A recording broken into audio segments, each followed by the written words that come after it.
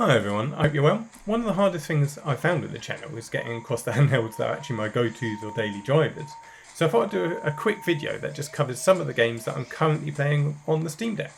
How they play, why I'm playing them. What I found was the best way to do was capturing the gameplay via my video capture card that I've plugged into the Steam Deck itself, rather than videoing the gameplay like this. I thought this would be slightly better, as I find it hard to film the Steam Deck well enough while actually playing it too. So I cut to actual gameplay shortly, which I captured while playing on the Steam Deck, and then summarise up at the end via zoomed out view. Alrighty, on to the gameplay. So first up, we have Project Zomboid. Wherever I've showed off Project Zomboid, or people have seen me playing it, I always get a response along the lines of, so it sims with zombies. But Project Zomboid is so much more than what it might first appear. It's a complete open world zombie apocalypse generator where you're able to configure near everything down to the period of time the electricity or water supplies dry out in residential areas, to the type of zombies and the contagion causing the zombie apocalypse in the first place. Project Zomboid has been in active development for over a decade, and the love and care put into the development of the game really comes across, as well as a fantastic support from an excellent community built around the game over the years. Playing alone or with others via the game's multiplayer, you have a vast RPG system, a selection of huge maps, looting, crafting, farming systems. It's an absolutely huge sandbox to play with, and it works fantastically on the Steam Deck.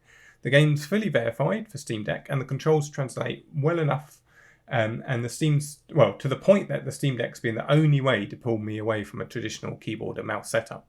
Having Project Zomboid on the Steam Deck has been an awesome experience for me. It's one of those games I installed day one and have kept on coming back to. Next up, we have Severed Steel, which is a super fluid, super stylish first-person shooter that has been out almost a year for PC, but continues to get fresh updates alongside its recent console release. Its verified status for Steam Deck is technically playable, but I've had absolutely zero problems while playing it. With responsive controls and it looking absolutely great on the Steam Deck screen, Severed Steel, in a nutshell, is just super stylish. It has a super hot pistol whip electronic style aesthetic with all the neon soaked dials turned up to 11.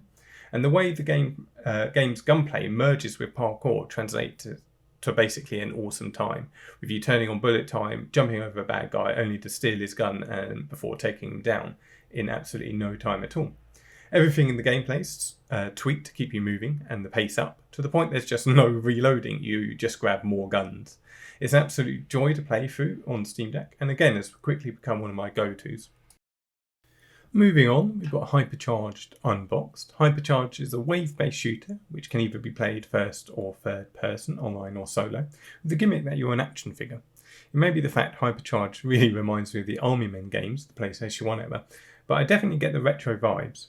Fully verified for Steam Deck, it plays super smooth with absolutely no problems, and is a great multiplayer wave-based shooter. The relatively short waves and simple gameplay translate really well for gaming on the move, so despite it being a couple of years old now, I definitely recommend it to those just wanting a few rounds of some retro-inspired wave-based shooting. Speaking of some retro-inspired gameplay, I was recently lucky enough to join the beta for Golazo 2, and for anyone who grew up playing the likes of international soccer, you'll feel right at home here. I've gone off all forms of soccer games as things have evolved from the simple pick up and play style to ultra-realistic, massively complicated simulators. So Golazo 2 really brings the gameplay back to basics for me and is all the better for it, in my opinion. It essentially revolves around super simple pick up and play arcade soccer gameplay, which ultimately translates to some awesome portable gaming on the Steam Deck. The game's not officially out for another month, with the release due at the 1st of September, so there's no deck verification as of yet, but the no fouls, no offside nature of the game keep things fast and frantic, and worth keeping your eye on if it's your type of jam. Anyone that knows me knows my deep-seated love for survival horror games, which meant an instant love for me for Alisa, and it's actually the first game I completed on Steam Deck. It hasn't officially been verified for Deck as of yet, but the community control schemes actually make Alisa one of those games which are just simply easier to set up and play on Steam Deck than a standard PC, as all the controls are predefined for you thanks to the community available control schemes. Alisa truly plays like a PlayStation 1 classic survival horror, tank controls included, which will either instantly put people off or draw them in immediately. For me, it was instant love, and playing through this retro-inspired survival horror on the deck just felt right. I've got to give a massive thank you out to the fellow YouTuber Avalanche Reviews for covering Alisa so well, to the point I'll definitely link out to his review as it covers the game so much better than I ever could. To put it simply though, if you're a fan of classic PlayStation 1 style survival horror and are looking for something to play on the deck, Alisa is a great match and comes really highly recommended. So this all brings me to the latest game I'm starting on the Steam Deck, which is Rollerdrome. Rollerdrome has only come out a few days ago and was largely the inspiration for me to create this video. At its core, Rollerdrome is a third-person skater come shoot 'em up, and is completely as awesome as that sounds. Rollerdrome somehow finds the perfect balance to its gameplay, blending the technique and trick-style gameplay of a skater alongside the action of a point-based third-person shooter, and gets the best out of both. Having to pull tricks off to reload or tricks to dodge incoming attacks all feel completely natural, despite it being one of those games that is easy to learn but difficult to master. Its Steam Deck compatibility is marked as playable, with it thankfully playing full speed and looking great while doing so, thanks to its lovely cel-shaded art style. Rollerdrome is just one of those games I'm massively happy to have my deck for, as it's this awesome pick up and play gameplay that translates super well to smaller portable gaming sessions.